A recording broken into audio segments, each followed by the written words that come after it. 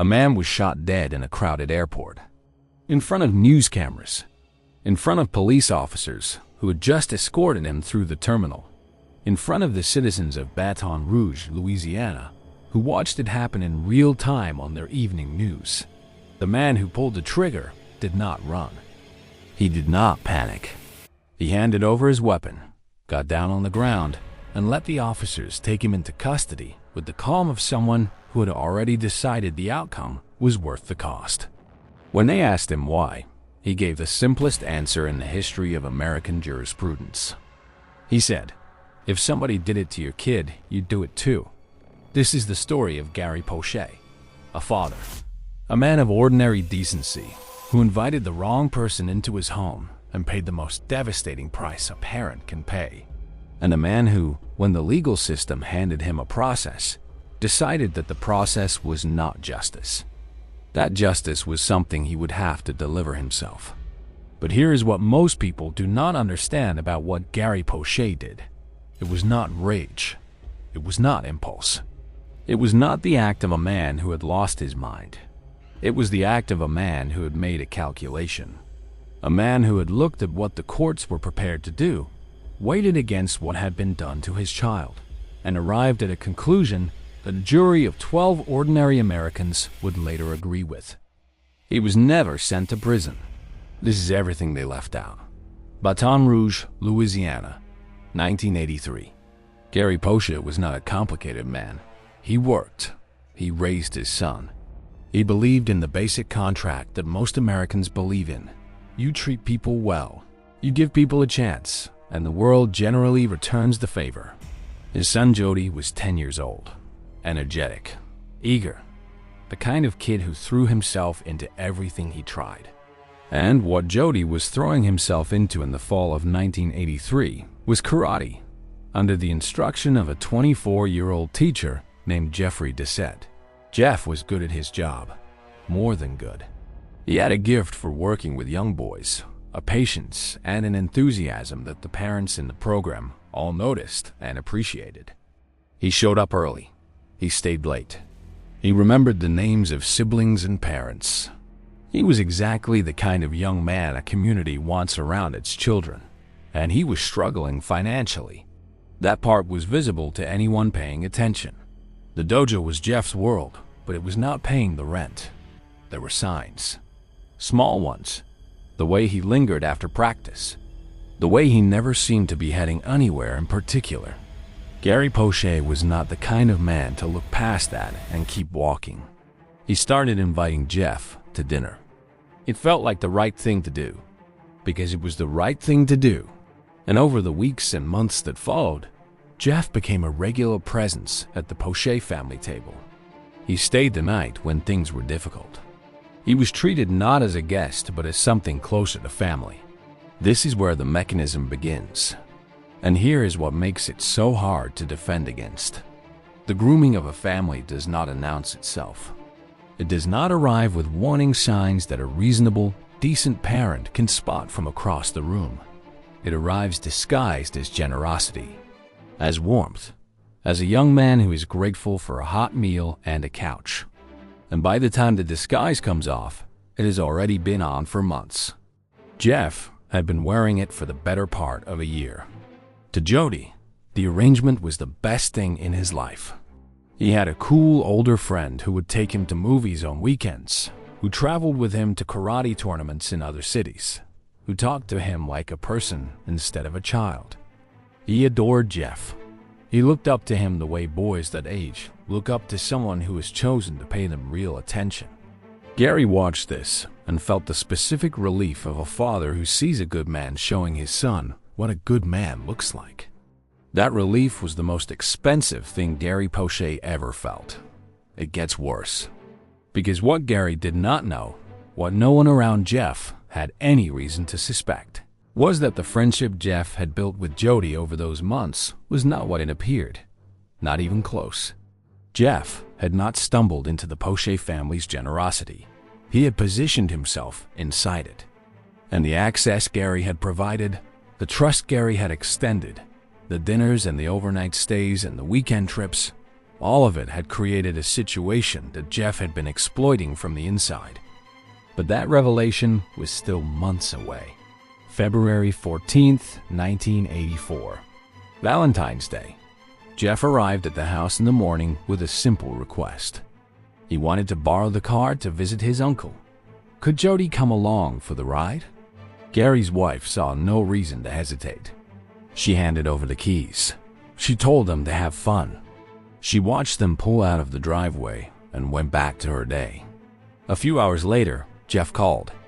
He said they had decided to stay the night at his uncle's place. They would be back the next morning. She said that was fine. Morning came. They did not come back. She called Jeff. No answer. She called the uncle. The uncle had not seen either of them in days. Here is where the fear arrives. Not the small fear, the large one. Gary contacted the police that same day. A search was opened. The car, Jeff's description, Jody's description, all of it went out through law enforcement channels across Louisiana and into neighboring states. But the country is large. The car was ordinary, and a man traveling alone with a child draws very little attention when no one knows to look. 24 hours passed, then 48, then 72, then a full week. For a parent, 1 week of not knowing whether your child is alive is not 7 days. It is not a measurement of time at all. It is a specific kind of damage that does not heal cleanly, that leaves scar tissue in places no one can see from the outside. Gary Poche was living inside that damage every single hour, awake, asleep, every time the phone rang and it was not the call he needed. And then the second week began. The police escalated the search to a nationwide effort. Jody's face was circulating through law enforcement networks from the Gulf Coast to the West Coast. Still nothing. No sighting. No tip that held up. No trace of the car or the man or the boy. This is the part they do not teach in the parenting books.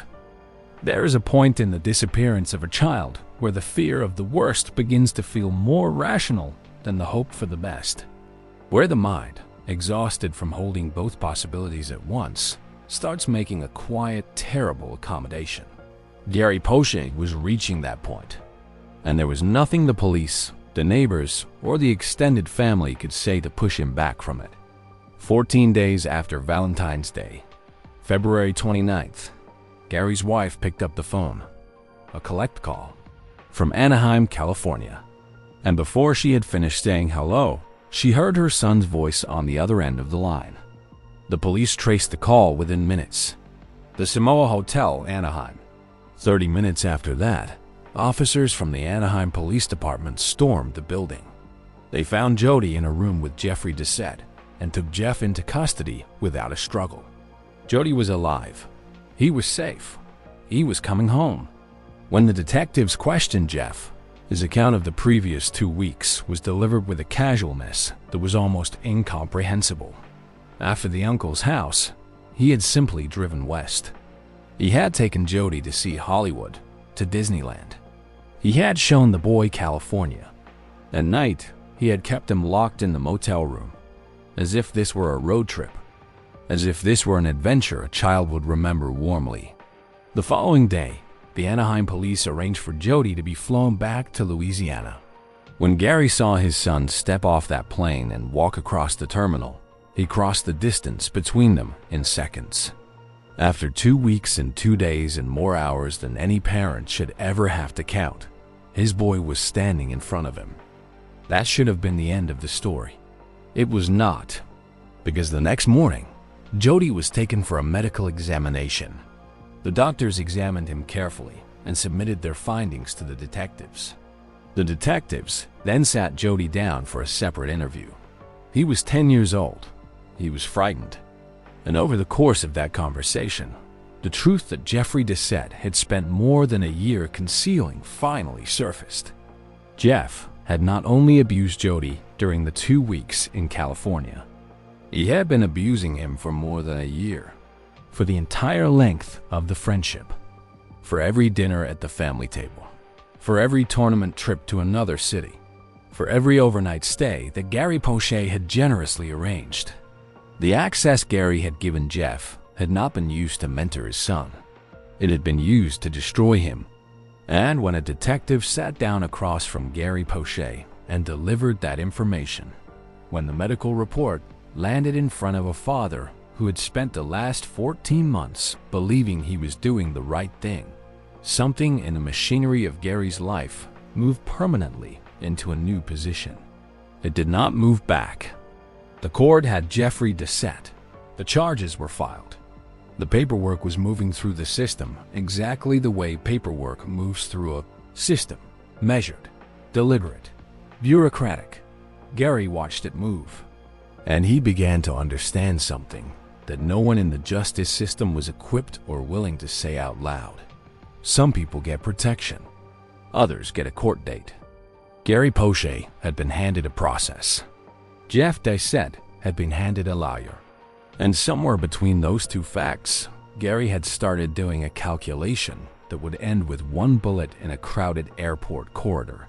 He had not acted yet, but the decision had already been made.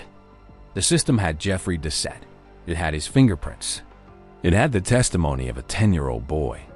It had a medical report that described in clinical, precise, unrepeatable language exactly what had been done to Jody Poche over the course of more than a year. It had witnesses. It had a confession of movement, the drive to California, the motel rooms, the nights Jody spent locked inside while Jeff Dissette slept 3 feet away. The system had everything it needed, and the system was in no hurry. Jeff was being held in California while Louisiana authorities prepared the extradition paperwork. That process had a timeline. That timeline had steps. Those steps had procedures. And every day Gary Poche woke up and waited. Another procedure was being satisfied somewhere inside a bureaucracy that measured justice in weeks and months rather than in the weight of what had actually happened to his son. This is where the mechanism of Gary Poche's decision becomes visible. It was not a moment of madness. It was a sequence. A slow, grinding sequence of realizations, each one arriving with the flat, terrible certainty of something that cannot be unseen.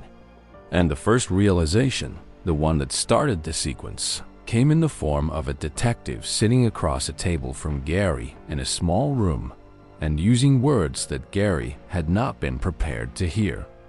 What had happened to Jody was not a single incident during the 2 weeks in California. It was a pattern. A deliberate, sustained pattern that had begun while Jeff Dissette was eating dinner at the family table, while Gary was passing him the bread, while Gary was telling his son what a good man Jeff was. More than a year. That was the number that Gary had to sit inside. Not a number on a page. Not a statistic. 1 year of his son's childhood. 52 weeks. 365 days of access that Gary had personally arranged, personally encouraged, personally felt proud of. The trips to tournaments in other cities, the weekends, the sleepovers, the meals. Every single one of them now recontextualized. Every single one of them now a part of something Gary could not undo. This is the part they do not talk about in the coverage of what came next. They talk about the gun. They talk about the airport. They talk about the verdict and the sentence and whether the system got it right. What they do not talk about is what it costs a parent to sit inside the realization that the danger did not come from outside the home. It came from inside it. It came through the door Gary had opened himself. That cost does not have a legal category. It does not appear on any charge sheet, but it was the engine of everything that followed. And it was building. The days after Jody's return were not a relief. They were a countdown. Gary was watching the legal machinery process his son's destruction with the efficiency of paperwork. Jeff was in a cell in California. Louisiana was sending forms. Lawyers were making calls. Dates were being scheduled and rescheduled and scheduled again. The whole apparatus of due process was functioning exactly as it was designed to function. And Gary was sitting at a bar in Baton Rouge trying to drink his way to a version of himself that could tolerate it. He could not find that version. Because there is something the criminal justice system does not offer a parent in Gary Poche's position. It does not offer certainty. It offers procedure. It does not offer speed. It offers process. And in the space between the procedure and the process, it asks the victim's family to trust that the outcome will be proportionate to the harm. Gary had looked at the harm. He had seen the medical report. He had heard his 10-year-old son try to explain why he had not told anyone, and the answer Jody gave was the one that stayed with Gary long after the conversation ended. He had not told anyone because he did not want to lose his friend. Jeff Dassett had taken that too. He had taken the loyalty of a child and used it as a lock for more than a year. And now the state of Louisiana was going to give that man a defense attorney, a preliminary hearing, a trial date, an appeals process, and a sentence that a judge would calculate using guidelines that had nothing to do with what Gary Poche had watched his son become. The justice system had not been designed for this. It had been designed to be fair. Those are not the same thing. It gets worse. Because the system's timeline was not the only problem. The system's track record was. Gary had no guarantee that Jeff Dassett would be convicted on all charges. He had no guarantee that the sentence would be served in full. He had no guarantee that Jeff Dassett, once released, would never have access to another child, another family, another 10-year-old boy who admired him. The system offered possibility. It did not offer prevention. And Gary Poche had already seen what happened when you trusted a thing that offered possibility without prevention. He was drinking at the bar when the information arrived. It did not arrive in a dramatic way. It arrived the way most things that change the course of a life arrive, casually, unexpectedly, in the middle of a conversation about something else entirely. A friend who worked at a local television station happened to stop in. They talked. At some point, the friend mentioned something the newsroom had picked up. Jeffrey Dassett was being flown back to Louisiana on March 16th. American Airlines Flight 595. Gary heard the flight number. He heard the date. He set down his glass. In that moment, everything that had been building for the previous 2 weeks, the guilt, the rage, the helplessness, the court dates, the procedures, the medical report, the image of his son trying to explain why he had protected the man destroying him, all of it collapsed into a single point of clarity. Gary knew exactly what he needed to do. March 16th. He had 12 days. Here is what most accounts of this story get wrong. They framed the 12 days as a period of planning, of calculation, of premeditation in the legal sense. And in the technical definition of the word, that is accurate. Gary did not act impulsively. He thought about it. He prepared. He made a decision, and then he carried it out. But what actually happened in those 12 days was not the construction of a plan. It was the collapse of every alternative. Gary was not a violent man. He had no prior record. He was not the kind of person who looked at a problem and defaulted to force. He was the kind of person who invited struggling young men to dinner, who opened his home to people who needed a place to land, who taught his son by example that you extend trust first and let people prove themselves. That instinct had been the instrument of his son's destruction. And in 12 days of sitting with that knowledge, Gary moved through every other available option and found that none of them satisfied the specific demand his conscience was making. The courts would take years. The sentence would be calculated. Jeff Dassett would eventually walk out of a facility somewhere and be free to exist in a world that still contained children. And Gary's son would carry what had been done to him for the rest of his life, while the man who did it served a portion of a term and was released. That was not justice. That was math. And Gary had decided that justice was something he would have to deliver himself. March 16th. Baton Rouge Metropolitan Airport. 9:15 in the evening. Gary walked in wearing a hat and sunglasses. He'd positioned himself at a row of payphones in the main corridor. He called his best friend and kept him on the line. Not to explain, not to justify, just to have a witness. Just so that someone who knew him would know exactly what was about to happen and why. The news crews were already there. Word had circulated that Jeffrey Dissette was coming home. Cameras were set up. Reporters were waiting. The whole return had the quality of a local event, the kind of story that fills 2 minutes on the evening broadcast between a city council vote and a weather update. Jeff had no idea what was waiting for him in that corridor. At 9:30 in the evening, the police escort appeared at the far end of the terminal. 2 officers, Jeffrey Dissette between them, moving at a steady pace through the airport that Gary Poche had entered 45 minutes earlier and had not left. They walked toward the payphones. Gary watched them come. When they were close enough, Gary turned from the phone and spoke one sentence to his friend still on the line. "You're about to hear a shot." He dropped the receiver. He drew the revolver from his pocket. He turned, and in a single fluid motion, he fired 1 bullet directly into Jeffrey Dissette's head. Jeff collapsed immediately. The officers rushed in. They grabbed the man who had fired the shot and recognized him instantly. One of them was shouting, not commands, not warnings, but something closer to grief, calling Gary's name, asking why. Gary did not resist. He went to the ground. He let them take the weapon from his hand. He said nothing. The cameras caught all of it, every frame. The shot, the fall, the arrest. Played back on the Baton Rouge Evening News that same night, then picked up by national broadcasters the following morning, then circulated across the country with the speed that a story achieves when it contains the one element that makes people stop and lean toward the screen. Recognition, not approval. Recognition.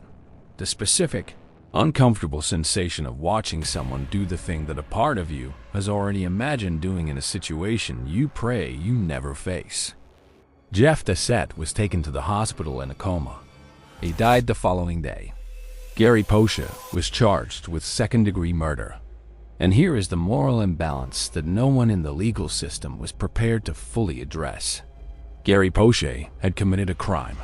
That was not in dispute. He had taken a loaded weapon into a public place and killed a man in front of witnesses and cameras. The law had a category for that. The law had a procedure for that. The law had a timeline and a trial and a verdict and a sentencing framework. And the judge, after reviewing every fact of the case, made his ruling. 7 years suspended sentence, 5 years of probation, 300 hours of community service. Gary Poche never spent a single day in prison. The judge stated on the record that there was virtually no risk of Gary Poche committing any further crime. The judge was correct, because Gary Poche had not committed a crime in the ordinary sense of the word. He had executed a precise, deliberate act of justice against a specific man for a specific reason, and then he had gone to the ground and waited for whatever came next. He was not a danger to society. He was the opposite. He was a man who had made society's failure visible in the most public way imaginable. In front of the cameras, in front of the officers, in a corridor full of people who all went home that night and sat with the same question. Some men get a lawyer. Others get a verdict that means nothing. The legal system treated Gary Poche's case as an isolated act of private vengeance. And in the narrow technical sense, it was exactly that. But in every other sense, it was a referendum on what justice is supposed to feel like, on what the system is supposed to provide, on what happens when the gap between those two things becomes too wide for an ordinary man to cross without a gun. Gary Poche gave the simplest answer any of them ever got. If somebody did it to your kid, you'd do it too. He was right. And that is the most unsettling thing about this entire story, because Gary Poche is not a monster. He is not a radical. He's not an ideologue with a manifesto.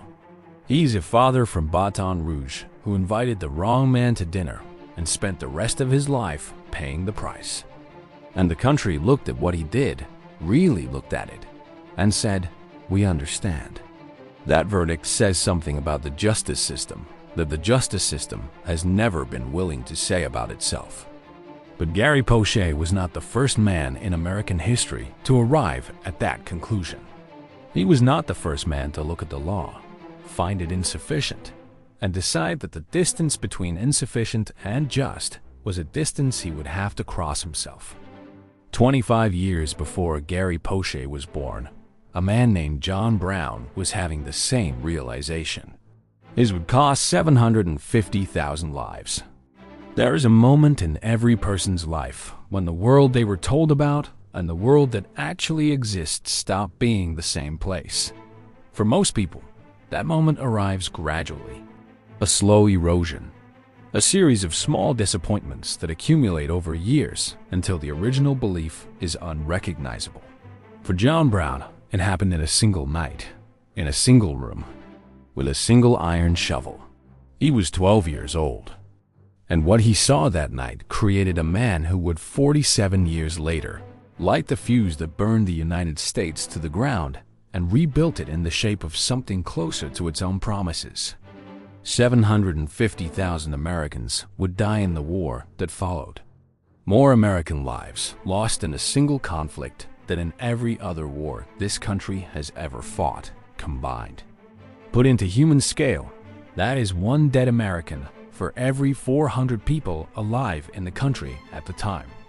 Every single one of those deaths traces a direct line back to what a 12-year-old boy witnessed in a room in Ohio in 1812. Here is why that matters. The year is 1812. John Brown is not yet the figure history will make him. He's a boy from a Calvinist family in Hudson, Ohio, the son of an abolitionist tanner named Owen Brown, who has raised his children on two interlocking convictions: that God is real and sovereign, and that slavery is an abomination against everything God stands for. John has heard those words his entire life. He believes them in the way children believe things they have been taught before they are old enough to question, with the totality of a faith not yet tested against evidence. The test is coming. John is traveling alone, driving a herd of cattle more than 100 miles to the home of a United States Marshal. He is 12. The distance he has covered on foot, managing a livestock herd through unfamiliar terrain, is a distance most grown men would find demanding. He covers it without complaint. This is worth noting. This is the first piece of evidence about who John Brown actually is. Not a man who talks about difficulty. A man who moves through it. The marshal is impressed. He invites the boy to stay for a few days before the long walk back to Ohio. John agrees. Inside the marshal's home, he finds another boy, approximately his own age, dressed in ragged clothing, nervous, uncertain in the way that a person is uncertain when they have learned that the presence of strangers means danger. John crosses the room and introduces himself. The boy warms slowly. They begin to play together. The boy is intelligent, kind. He makes John small gifts from things he has built with his own hands. John Brown has just made the first friend of his independent life, and here is what he does not know yet. That boy is enslaved. He is property. He belongs to the marshal the same way the furniture belongs to the marshal. And the warmth of that friendship, the realness of it, the specific human texture of a 10-year-old boy who is smart and generous and nervous and alive, is about to become the instrument through which John Brown's education truly begins. Dinner is served. John sits at the table with the marshal and his guests. The enslaved boy serves them. The marshal praises John in front of everyone. He beams about the cattle drive, about the distance, about the self-reliance of this young man from Ohio. He speaks about John with the pride of a man who wishes this boy were his son. The dinner is warm. The guests are friendly. The food is good. And then the guests leave, and the door closes behind the last of them. And the marshal's face changes. What happens next takes less than 2 minutes. It is over before John's mind can fully register what he is watching. The marshal crosses to the fireplace. He picks up an iron shovel. He turns toward the boy, John's friend, the boy who made him gifts an hour earlier, and he begins to beat him. Not discipline, not punishment in any recognizable sense. Beating, the sound of iron against a child's skull. The smell of blood reaching John across the room before he has processed what his eyes are transmitting. The boy making no sound after the first few seconds, because there is a specific point past which the body stops producing sound. John Brown stands in that room and watches all of it. He cannot move. He cannot speak. He cannot stop it. He is 12 years old, and the man holding the shovel is a United States Marshal, and every instinct his upbringing has given him. Respect for authority, trust in the structures of adult power, faith that the people placed above you are there for a reason. Every single one of those instincts is burning in real time. By the time it is over, John Brown has made a decision. He will wage an eternal war against slavery. He does not yet know what that means. He does not know what form it will take, how long it will last, how much it will cost. He's 12 years old, and he is making a promise in the dark, to no one but himself, with the taste of someone else's blood in the air around him. He will keep that promise for the next 47 years. This is where it turns. John Brown grows up. He moves from city to city. He tries his hand at tanning, at surveying, at farming, at business. Most of it fails. Money is scarce. The enterprises he builds tend to collapse before they reach stability. He marries twice, loses his first wife, remarries, and between those two unions produces 20 children. 20. The number is not a curiosity. It is a statement. John Brown was not building a legacy. He was building an army. Through all of it, through every failed business, every financial crisis, every move to a new city, one thing remains constant. He is working the Underground Railroad, sheltering escaped slaves in safe houses, feeding them, giving them directions, putting his family at risk every time a fugitive slave hunter comes within range of his property. He does not speak about this the way abolitionists in parlors speak about it. He does not write pamphlets. He does not give lectures. He acts quietly, consistently, at personal cost for years. In 1829, operating a safe house in Pennsylvania, neighboring white families arrive at his door with a request. They want help driving Native Americans off their land. They expect solidarity. They expect him to understand that the project of expansion requires cooperation from men like Brown. His answer is immediate. He says he would sooner take up his gun and help drive them out of the country instead. The neighbors leave. Brown goes back to work. And here is the moral imbalance that built in the background of all of this. While John Brown was sheltering runaways in Pennsylvania and Ohio, the country was moving in the opposite direction. Slavery was not a relic being slowly dismantled by the progress of civilization. It was an expanding economic system with disproportionate political representation. The Three-Fifths Compromise of 1787 had classified enslaved people as 3/5 of a person for the purpose of congressional apportionment. Not to protect them, not to give them any rights whatsoever, to give their enslavers more seats in Congress. Read that again in human terms. Every 5 enslaved people added 3 votes to the political power of the man who owned them. The men who produced the wealth of the South were simultaneously producing the political power of the men who owned them. It was a self-reinforcing machine. The more enslaved people in a state, the more congressional seats. The more congressional seats, the more ability to protect and expand the institution. The more ability to expand the institution, the more enslaved people. John Brown had watched this machinery run his entire adult life. And then, in 1850, it produced its most direct result, the Fugitive Slave Act. This is the part that breaks something in John Brown that had never been broken before. Not the beatings he had witnessed, not the failed businesses, not the deaths of children, not the decades of watching the country move backward while he worked himself into exhaustion trying to hold the line. The Fugitive Slave Act. The law was simple in its mechanics and catastrophic in its meaning. Escaped slaves who reached the North were not free. They were property that had crossed a border. And the law now required Northern citizens, not Southern slave owners, but Northern free citizens, to assist in their capture and return. A man in Ohio who sheltered a runaway was now breaking federal law. A woman in Pennsylvania who fed one was a criminal. The North had not voted for slavery. The North had not built its economy on it. And the North was now legally conscripted into its maintenance. It gets worse, because the act did not simply criminalize assistance to runaways. It specifically denied accused runaways the right to a jury trial.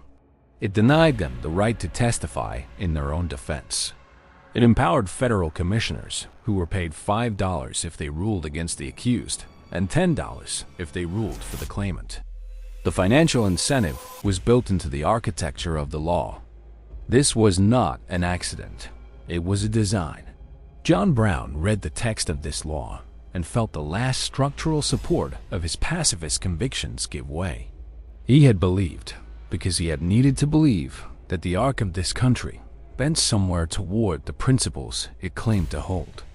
That the slow, grinding work of the abolitionists, the pamphlets, the speeches, the Underground Railroad, the moral arguments made to anyone who would listen, was accumulating into something. That eventually the country would look at itself and correct. The Fugitive Slave Act was the country's answer. The answer was no. In response, Brown forms a group he calls the League of Gileadites, named after the warriors of the Old Testament, armed, organized, explicitly dedicated to protecting escaped slaves from the slave catchers, now empowered by federal law to operate in northern states. The League is successful. It defends, it resists. It forces confrontations that the law said should not be possible. But Brown can see what the League cannot yet change. The architecture of the country is tilted. Not slightly, fundamentally. The political machinery that produced the Fugitive Slave Act has not been weakened by resistance. It has been emboldened. And in 1854, it produces its next move, the Kansas-Nebraska Act.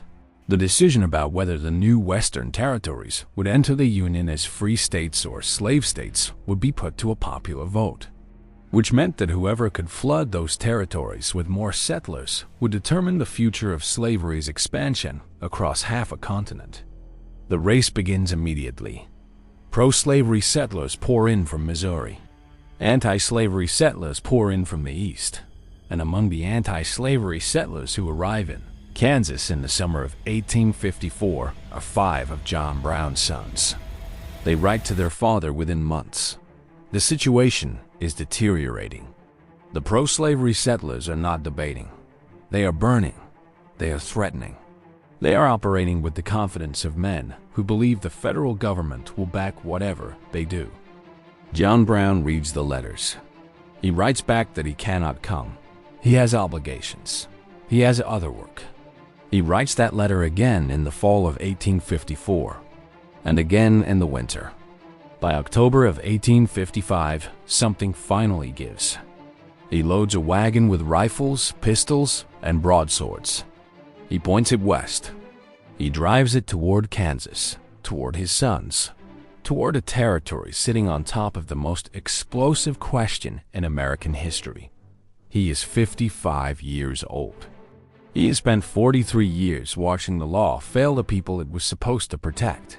He is no longer willing to watch. What John Brown was about to do in Kansas would make every act of personal justice that came before it look like a misdemeanor. And it would be only the beginning. Kansas was not a debate. It was a war, not metaphorically. Not in the political sense that journalists and senators used when they wanted to describe a contentious territorial dispute from a safe distance. It was a war in the oldest, most literal meaning of the word. Men were arming. Men were riding. Men were burning the homes of their neighbors and leaving bodies in fields and calling what they were doing democracy. John Brown arrived in October of 1855 with a wagon full of weapons and the absolute conviction that God had sent him. He was not wrong about what he found. The pro-slavery settlers who had flooded into Kansas from Missouri were not debating.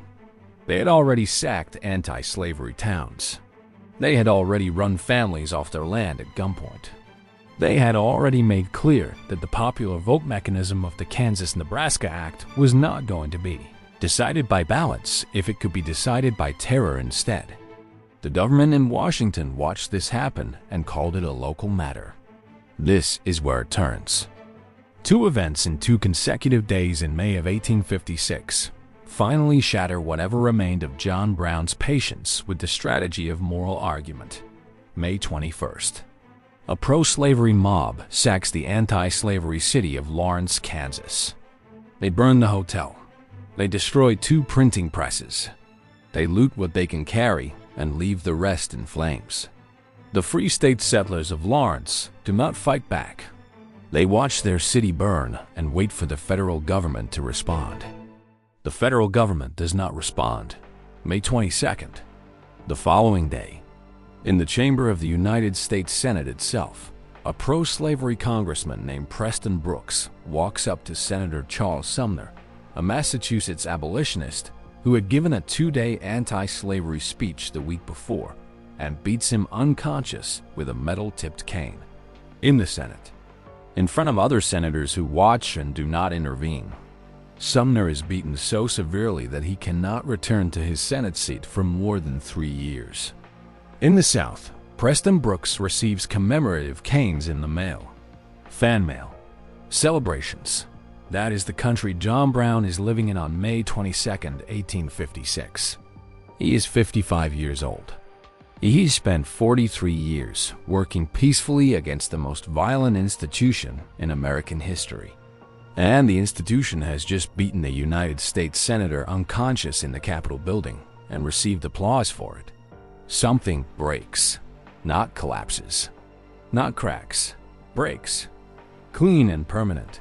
The way a belief breaks when the last piece of evidence it was resting on finally gives way. The abolitionists in the North would not save the slaves. They could not. They were too cautious, too procedural, too invested in the idea that moral argument, applied with enough patience and eloquence, would eventually move men who had built their entire civilization on the backs of other human beings. John Brown had tried to believe that. He had tried for decades. He was done trying. On the night of May 24th, 1856, 2 nights after the caning of Sumner, John Brown leads a small group of men through the darkness of Pottawatomie Creek, Kansas. The group includes 4 of his sons and 3 other men. They are carrying broadswords. They have a list of names. The first house belongs to a pro-slavery settler named James Doyle. Brown knocks on the door. He calls for Doyle and his adult sons to come out. They comply. They are led approximately 100 yards into the darkness, away from the house, away from the women and children inside. And then Brown's sons draw their broadswords. What happens in the next several minutes is not a battle. There is no resistance. There is no warning. There are only the sounds that the dark prairie absorbs and does not give back. When it is over, 3 men are dead. James Doyle and 2 of his adult sons, hacked apart in a Kansas field by the sons of a Calvinist abolitionist from Ohio. John Brown draws his pistol. He fires 1 shot into James Doyle's forehead.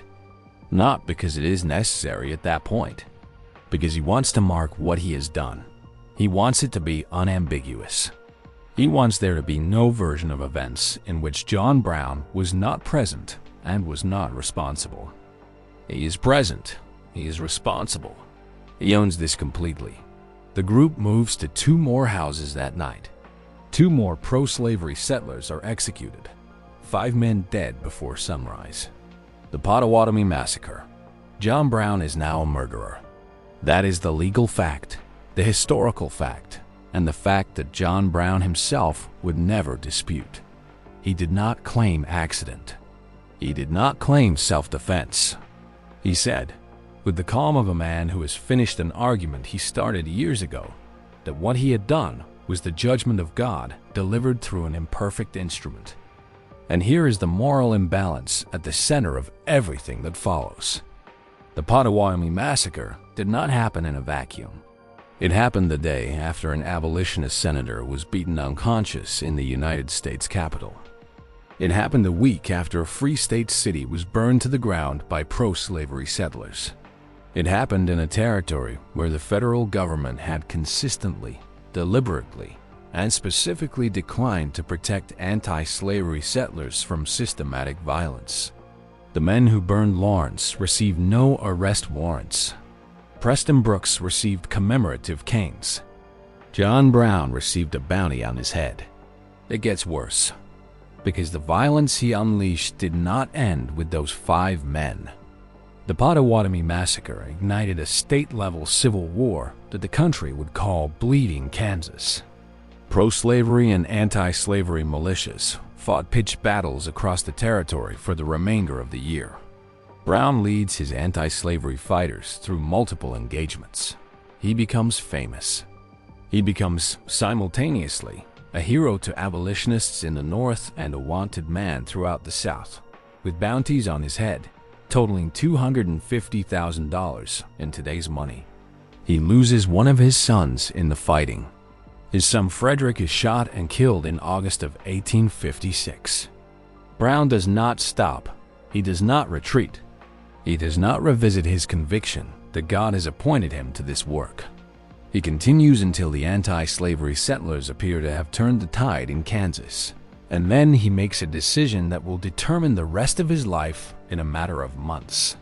He leaves Kansas as a wanted man, and he begins planning something so large, so audacious, so structurally different from anything he has done before, that when he finally tells the one person whose opinion he trusts most, that person begs him not to do it.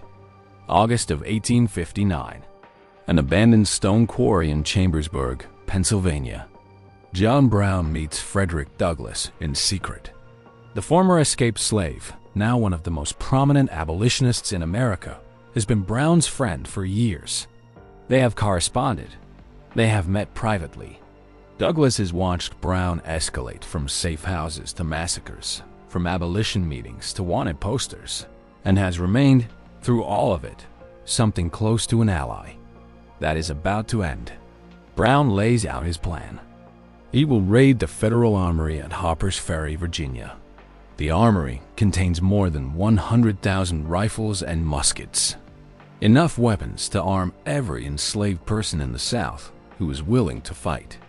Brown believes, has believed for years, with the certainty of a man who does not distinguish between faith and strategy, that the enslaved people of the South, given the opportunity and the means, will rise.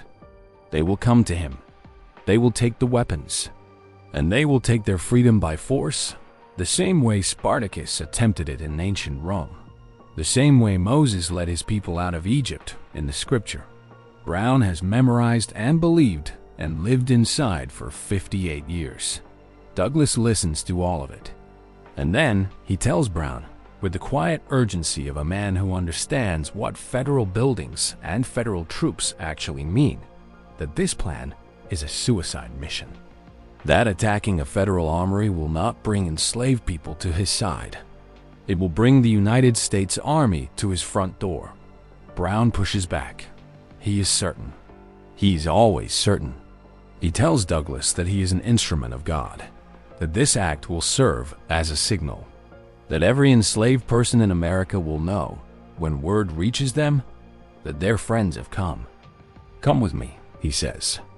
I will defend you with my life. Douglass shakes his head. An escaped slave who has accompanied Douglass to the quarry, a man named Shields Green, is moved by Brown's words. He agrees to join the mission. Douglass shakes hands with both of them. He says goodbye. He watches them go. He never sees John Brown again. October 16th, 1859. 2 in the morning. John Brown and 18 of the 22 men he has assembled move out of a farmhouse in Maryland and into the darkness toward Harper's Ferry.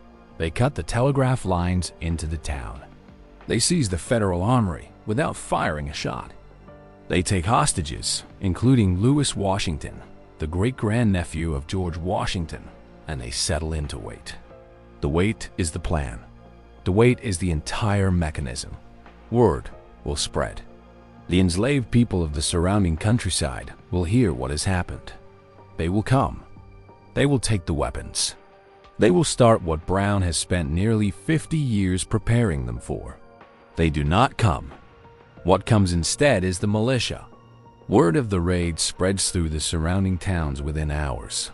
Not to the enslaved, who have no free access to information, who move through a surveillance state specifically designed to prevent exactly the kind of communication Brown needs, but to armed white men who live close enough to ride to Harper's Ferry before dawn.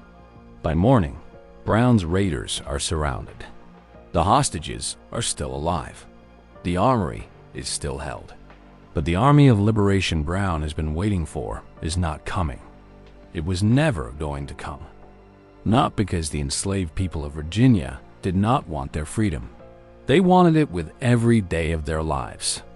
But because the information could not reach them, and even if it could, moving toward an armed federal facility across open countryside, monitored by militias, would have meant death before they arrived. Brown had planned a liberation. He had not planned a communication system. He had not planned for the reality that the enslaved people he was trying to arm had no way of knowing he was there. This is the catastrophic miscalculation at the center of a plan that was in every other sense an act of extraordinary courage. He waits inside the fire engine house with his remaining men and his hostages. Firefights break out. 2 of his sons are shot and killed. Several of his men are dead on the ground outside. The rest are cornered. The telegraph lines have been repaired.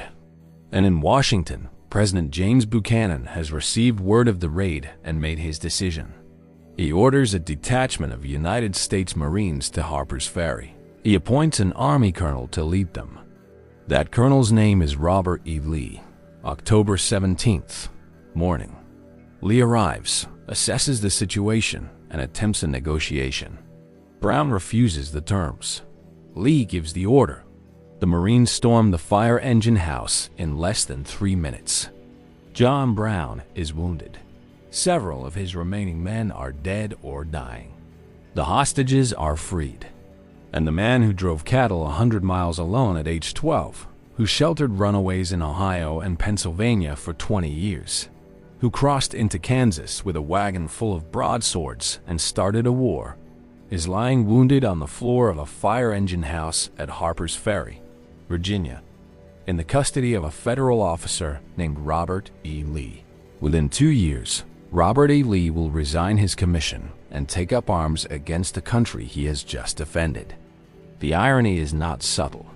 Brown is charged with treason against the Commonwealth of Virginia, murder, and conspiring with slaves to rebel.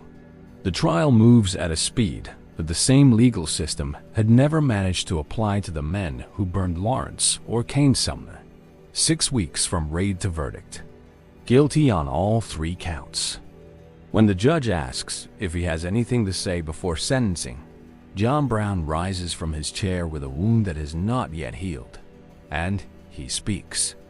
He speaks for several minutes, calmly, precisely, without self-pity and without apology.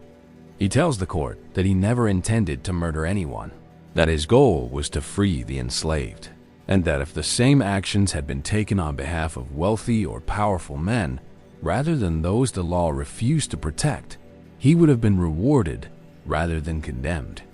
And then he closes with 9 sentences that will be read at anti-slavery meetings across the North before he is cold in the ground.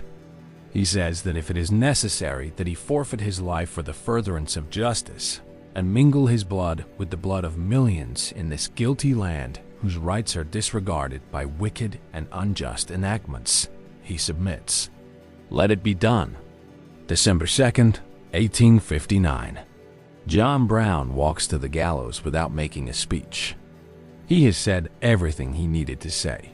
Instead, he presses a folded scrap of paper into the hand of his jailer as he walks past. The jailer opens it after Brown is dead. It reads, "I, John Brown, am now quite certain that the crimes of this guilty land will never be purged away, but with blood.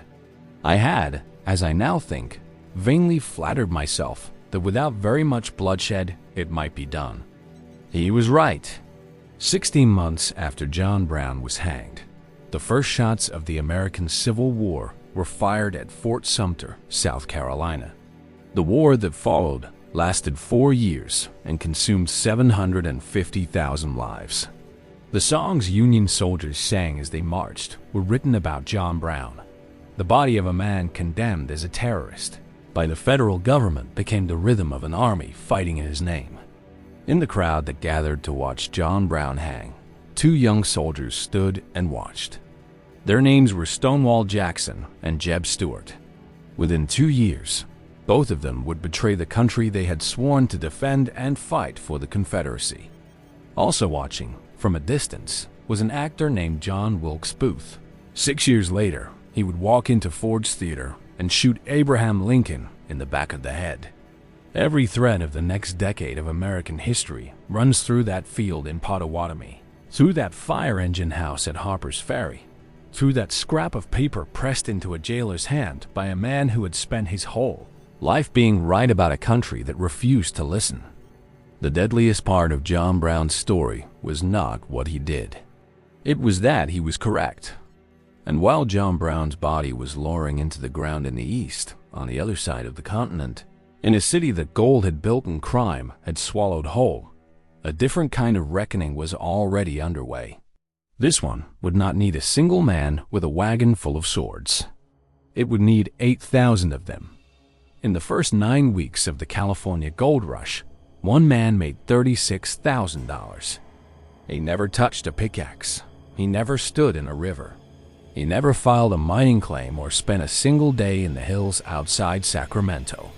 He made $36,000, the equivalent of $1.4 million today, by understanding something about human nature that everyone around him was too excited to notice. People rushing toward gold will pay any price for the tools to find it. And if you are the only man selling the tools, you set the price. His name was Sam Brannan, and what he did in the spring of 1848 was not mining. It was not luck. It was the greatest marketing operation in the history of the American West, executed by a man who saw the future clearly enough to buy it before anyone else knew it was for sale. But here is what Sam Brannan could not have predicted, could not have planned for, could not have controlled even if he had wanted to. What he set in motion did not just build the most important city on the west coast of North America. It built it faster than any legal or civic structure could follow. And into the gap between the city that appeared and the laws that had not yet arrived to govern it, poured some of the most violent, organized, and systematically untouchable criminals in the hemisphere. This is the story of what happens when a city grows so fast it cannot protect itself, and what the citizens of that city decided to do about it. 1848, Northern California. Sam Brannan is a man of considerable energy and considerable self-interest, and he is not embarrassed by either. He arrived in California 2 years earlier as part of a Latter-day Saint migration fleeing religious persecution in the East. He is 28 years old. He has already started a newspaper and a flour mill in what will eventually become San Francisco, at the time a small port settlement of fewer than 1,000 people, so unremarkable that most maps of the region do not bother to name it. He's operating a general store in Sacramento when the moment arrives. A group of rough-looking men enter. They select their goods. They bring them to the counter. And when Brannan tells them what they owe, one of the men opens a leather pouch and pours a small pile of gold dust onto a scale. Brannan stares at it. He asks where it came from. The men tell him about Sutter's Mill, the American River. Golden quantities so vast, they say, that all the people in California working together could not extract it in 50 years. Brannan thanks them and watches them leave. Then he goes to Sutter's Mill himself. He speaks to the workers. He looks at what they have found. And he returns to San Francisco with two things: a glass bottle filled with gold dust and a plan. The plan has two parts. Part 1. Purchase every pickaxe, shovel, and gold pan available in the San Francisco region. Buy them at market price. Ship them all to his Sacramento store. Mark them up to whatever price the traffic will bear. Part 2. Stand on the streets of San Francisco and make as much noise as possible. On a morning in May of 1848, Sam Brannan walks out of his office, holds the glass bottle above his head, and begins shouting, "Gold! Gold on the American River." He shouts it over and over. He holds the bottle into the sunlight so the dust catches and sparkles. He walks through the streets of a small, quiet port town and turns it into a fire. Within days, approximately 3/4 of the male population of San Francisco packs up and heads east. On their way to the gold fields, every single one of them passes through Sacramento. Every single one of them needs tools. Every single one of them stops at the only store fully stocked with supplies along the route: Sam Brannan's store. In 9 weeks, he clears $36,000. He is the richest man in California by summer. And he has just done something he cannot undo. Because the bottle he held up on the streets of San Francisco did not stay in San Francisco. The news traveled. By ship, by rider, by word of mouth across a continent, and then across 2 oceans. By 1849, newspapers in New York and London and Sydney and Shanghai were printing stories about the American River and the men who were pulling impossible fortunes out of it with their bare hands. And they came from every direction, by every available route, by the tens of thousands, then the hundreds of thousands. Men who had never planned to leave their countries, their families, their trades. Men with nothing to lose and everything to imagine. Sailors who jumped ship in San Francisco harbor and walked away from their vessels without looking back. Lawyers and farmers and criminals and adventurers arriving with the same dream and no particular plan for what happened if the dream did not materialize. In 1848, San Francisco had fewer than 1,000 residents. By 1850, it had 25,000. Put that in physical terms. In less than 2 years, a town the size of a small village became a city larger than most cities on the East Coast. Not gradually, not through the slow accumulation of infrastructure and governance and institutions, overnight, explosively, without the systems that make a city function rather than simply exist. There was no police force capable of managing 25,000 people. There were not enough courts, not enough judges, not enough jails, not enough of anything that the rule of law requires to be real rather than theoretical. The city existed. The law did not. And into that gap, the criminals arrived. The worst of them came from Australia. This is the part that changes everything. The Sydney Ducks were not a disorganized collection of opportunistic thieves. They were organized. They were experienced.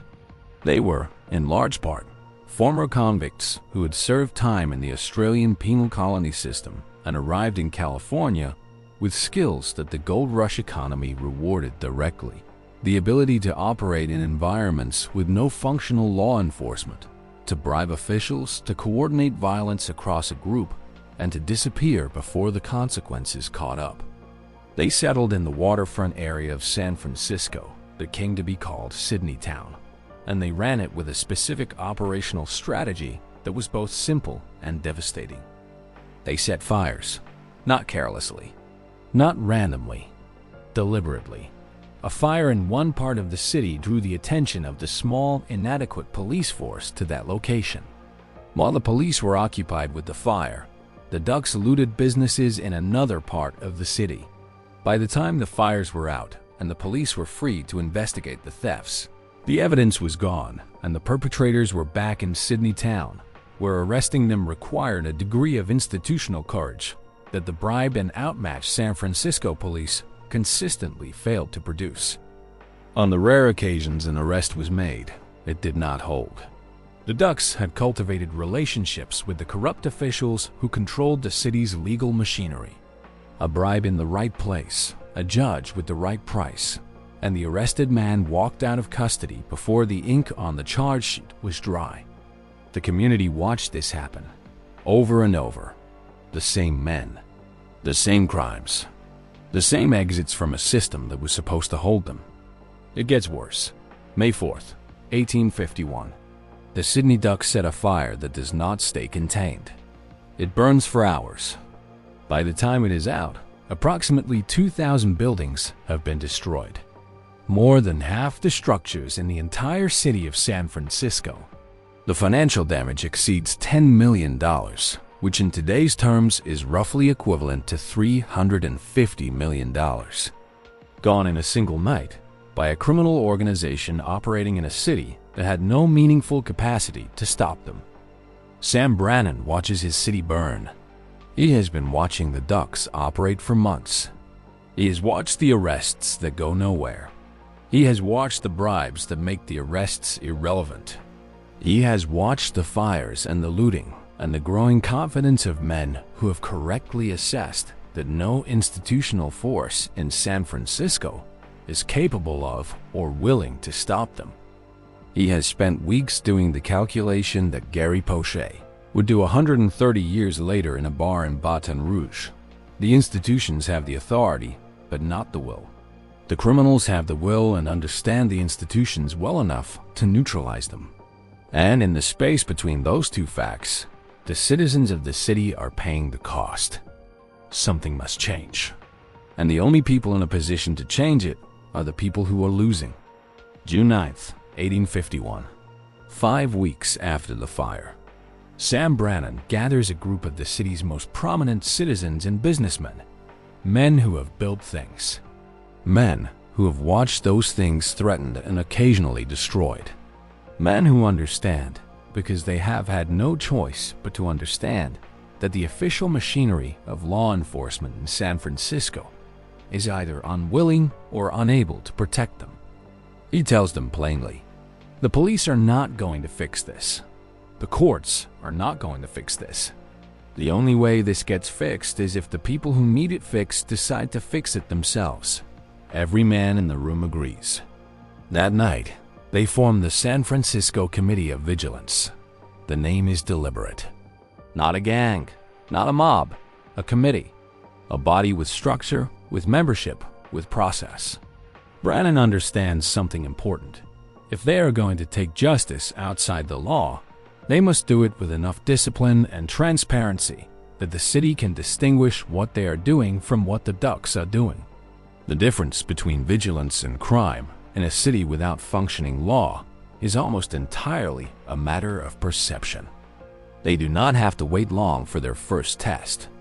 The following day, less than 24 hours after the committee is formed, a member of the Sydney Ducks is caught stealing a safe from a merchant's office.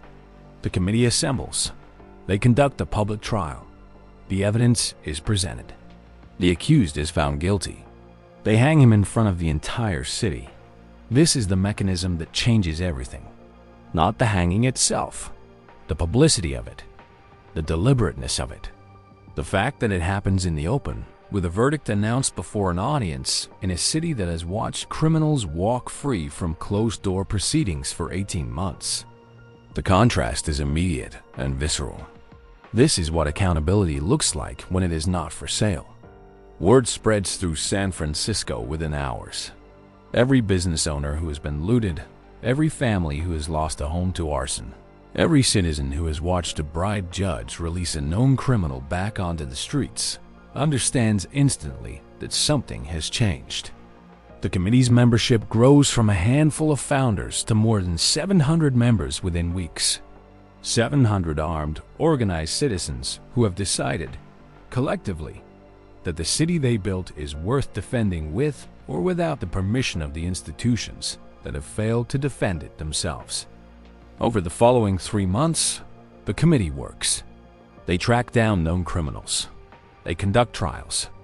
They execute 4 men in total and deport dozens more, physically removing them from the city and making their return a condition of further punishment. They are not gentle. They are not apologetic. And they are effective in a way that the official system has not been for 18 months. By September of 1851, crime in San Francisco has dropped so dramatically that for the first time in years, residents can walk the streets after dark without calculating the risk. The committee looks around at what they have built. They vote, and they make the decision that will haunt them for the next 4 years. They disband. They hand control back to the local government. They return to their businesses, their lives, their families. They believe the worst is behind them. They believe the example they have set, the visible, undeniable proof that organized citizens can do what corrupt officials will not, has changed the calculation for the men who remain. They are wrong, not immediately. The immediate aftermath is peaceful. For a year, then 2, the city functions. Crime exists, as crime always exists, but at a level the community can absorb. The committee's work holds. But something is happening underneath the surface of the city that the committee has not accounted for. Something slower and more durable and more dangerous than the Sydney Ducks. Something that does not break windows or set fires or steal safes in the night. Something that wears a suit and stands for election and shakes your hand at church on Sunday. By 1855, the criminals are not on the waterfront anymore. They are in the government. And this time, there will be no simple solution. No public trial and a rope. No deportation. No disbanding in September and declaring the matter closed. This time, it will take 8,000 armed men, cannons, and the complete dismantling of a corrupt government before it is over. And it will start with a newspaper. A newspaper editor was shot dead in the street on a Tuesday afternoon, in front of witnesses. On a public sidewalk in the middle of San Francisco, the man who shot him did not run. He walked calmly to the nearest police station and turned himself in, because he already knew that the system he had just used to silence a critic was the same system that would now protect him from the consequences. He had paid for that protection in advance. His name was James Casey. He was a city supervisor, a convicted felon who had served time for grand theft before purchasing his way into public office with money that did not come from legitimate sources. He wore a suit and attended city functions and shook hands with the right people and had managed, through a combination of bribery and intimidation, to make himself exactly the kind of man who does not go to prison in a city where the people running the prisons work for him. He had just made one catastrophic miscalculation. He had shot the wrong man. And what happened next in San Francisco would not be contained in a courtroom. It would not be resolved by a judge or a jury or a process. It would be resolved by 8,000 armed citizens who marched through the streets of their city with cannons and decided, collectively and finally, that the difference between a government and an occupation is simply whether the people consent to be governed. They had withdrawn their consent. Here is how it got to that point. 1855. 4 years after the first Committee of Vigilance disbanded. San Francisco in 1855 is not the city it was in 1851. In one sense, it is larger, wealthier, more established. The gold rush has matured from a frenzy into an industry. The streets are more permanent. The buildings are more solid. The merchants who survived the chaos of the early years have built something that looks, from the outside, like a functioning city. From the inside, it is a machine for theft.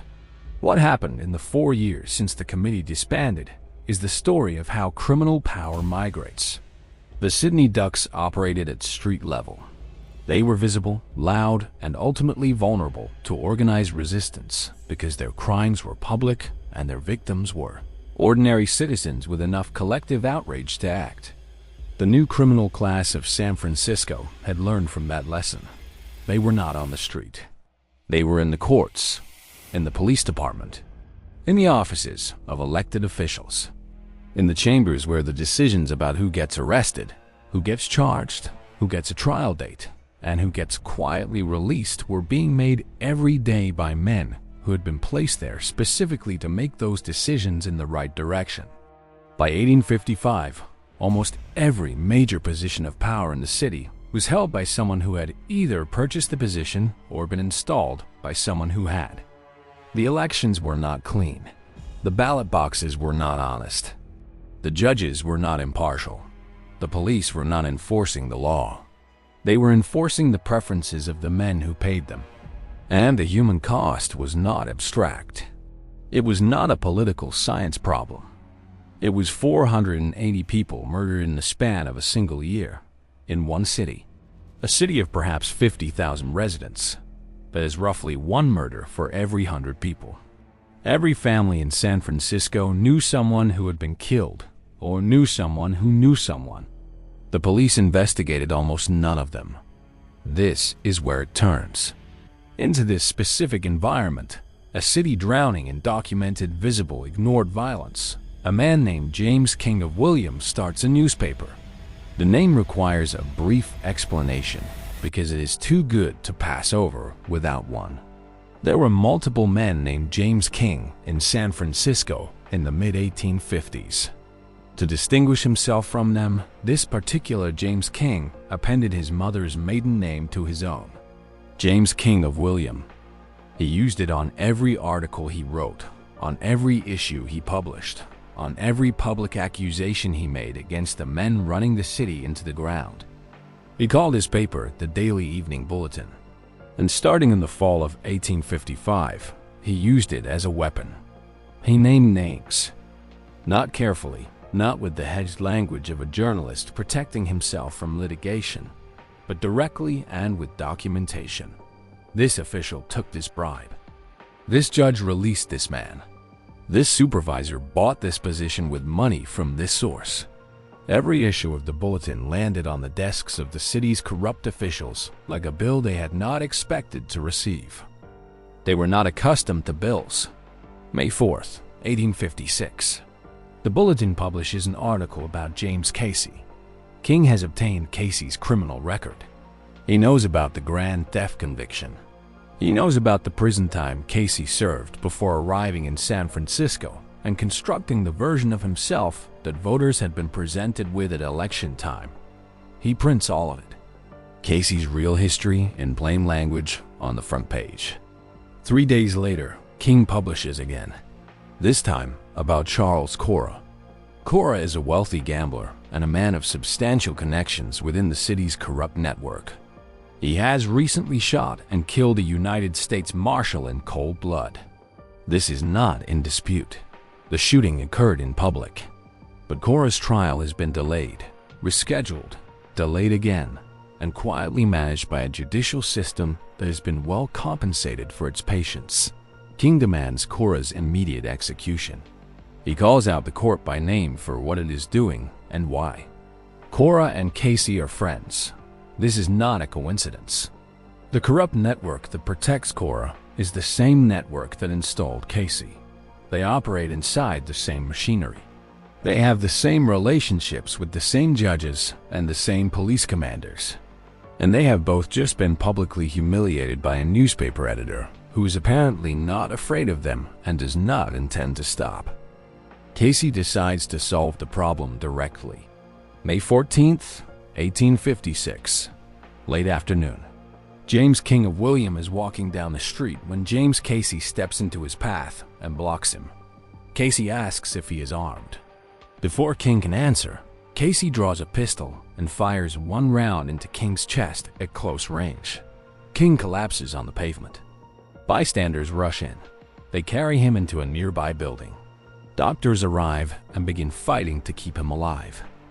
Casey walks to the police station and surrenders. He's placed in a jail cell. He's not worried. He has been in difficult positions before. The machinery that protects him is still running. The judges are still in place. The connections are still intact. A man like James Casey does not go to prison in San Francisco. He is made absolutely certain of that. He has not accounted for what is happening outside the jail. Word of the shooting spreads through the city within the hour. By nightfall, 10,000 people have gathered in the streets outside the building where King is fighting for his life. 10,000. In a city of 50,000, that is 1 in 5 residents standing in the street, in the dark, waiting. The murmurs that move through the crowd are not calls for patience. They are not expressions of faith in the legal process. They are the sounds of a community that has spent 4 years watching murder after murder go uninvestigated, watching the men responsible walk free, watching the city's official institutions function as a protection racket for the people supposed to be running the protection from crime. The Second Committee of Vigilance is not a decision made by a few prominent citizens in a back room. It is a recognition of something that is already true. James King dies from his wound on May 20th. He is dead for 48 hours before the committee acts, May 22nd. 2 days after King's funeral, 3,500 armed men surround the jail. Not a mob, not a riot. 3,500 people who have organized themselves into a disciplined force, who have a specific objective, and who execute it without frenzy and without hesitation. They enter the jail. They remove James Casey from his cell. They remove Charles Cora from his cell. They conduct trials, public, documented, witnessed, and they reach their verdicts. In front of the entire city, they hang both men. Casey and Cora die on the same afternoon in public for crimes that the official justice system of San Francisco had been paid to ignore. It gets worse for the people who thought they were still in control, because the Second Committee does not disband after the hangings. It expands. The membership does not stop at 3,500.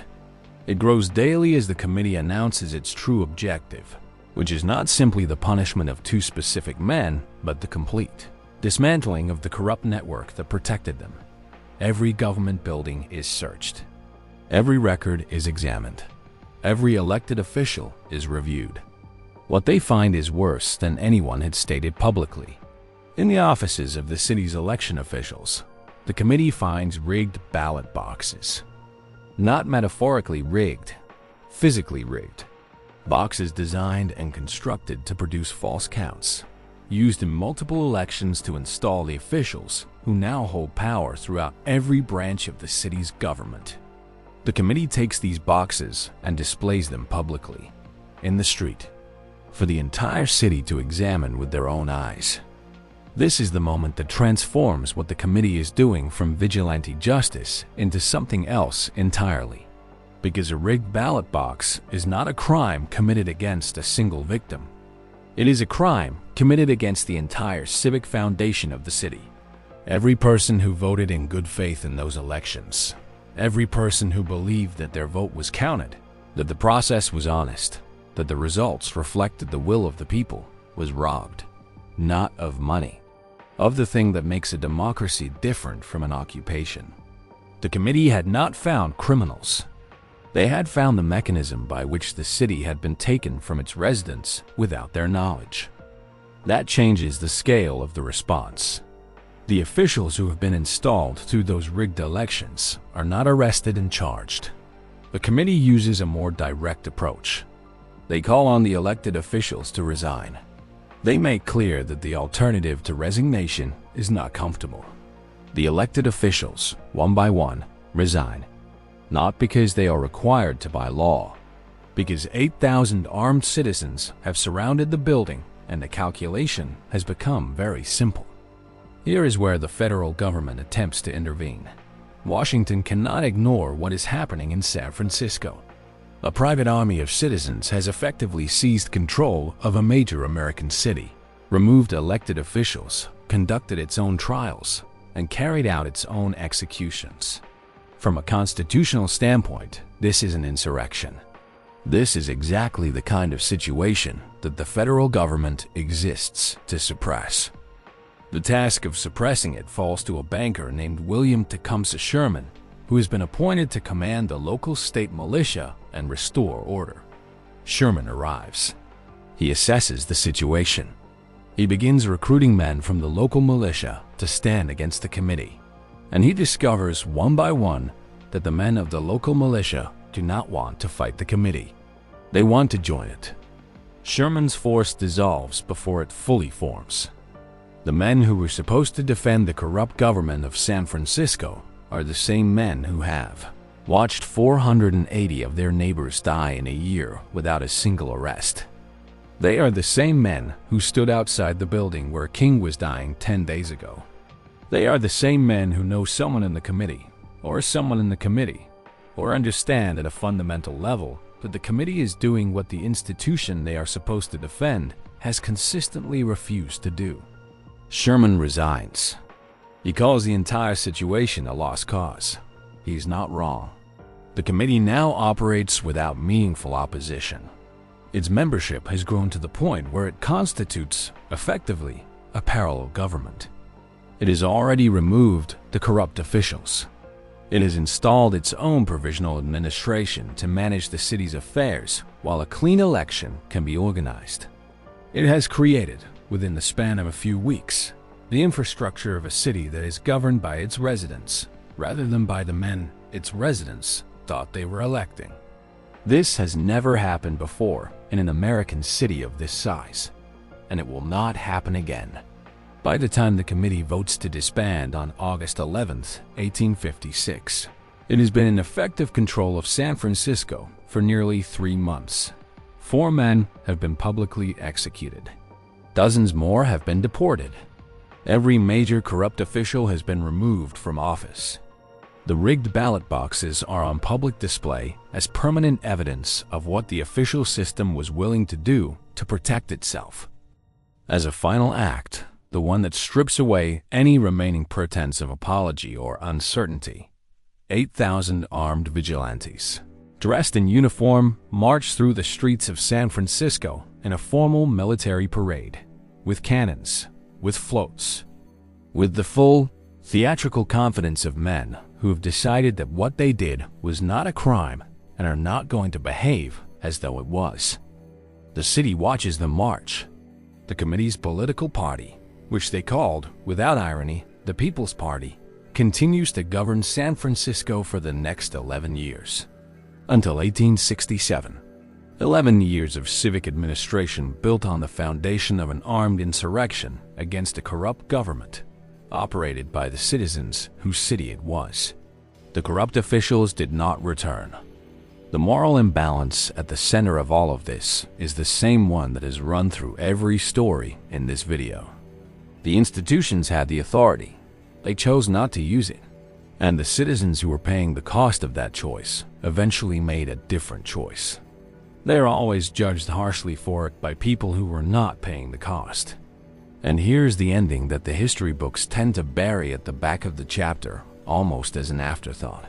Sam Brannan, the man who started the gold rush, the man whose shouting in the streets of San Francisco set everything in motion.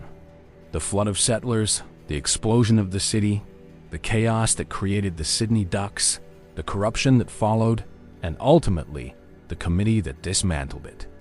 The Mormon Church excommunicated him for his participation in the first committee. They considered it a violation of his obligations to a higher authority. His wife, tired of years of financial chaos, and a husband who treated the world as a series of opportunities to exploit, divorced him in California's first major divorce case and took half of everything he had built. He died penniless. The man who made more money faster than anyone in California history, who ignited the largest voluntary mass migration in the history of the Western Hemisphere, who personally organized the citizens of San Francisco into the force that cleaned their city twice. That man spent his final years with nothing. He is buried in San Diego in a grave that went unmarked for 20 years because no one had the money or the interest to mark it. Now, pull back.